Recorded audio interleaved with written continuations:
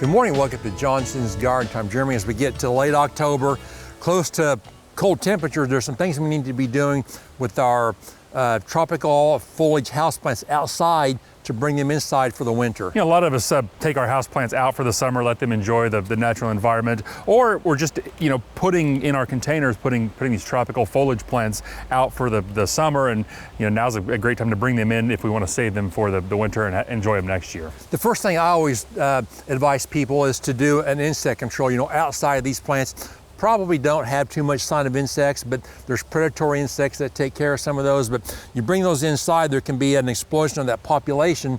But there's some simple things we can do right now to prevent that from happening. Getting those plants cleaned up is going to be important, and really, those insects are kind of hiding in the nooks and crannies. They're not on the tops of the leaves. So, getting the plants cleaned up is going to be the most important step. I like the indoor-outdoor from Furlome as kind of my first line of defense when bringing plants in. And I like this because it's an aerosol, so we can take these plants, maybe put a trash bag around them, kind of close it up and just spray that in there. That fog is going to move around and get to a lot of those areas. Acts almost as like a fumigant in a little enclosed environment. Put it in there for 10-15 minutes, let that settle onto the plant, and then you should be good to go. I also like the Triple Action Plus, which is a combination product that you can just spray on there, prevents a lot of insects and also kills them as well. It has neem oil in it, so that's going to be a suffocant, going to maybe suffocate some of those eggs to keep things from hatching on the plant. And then the high yield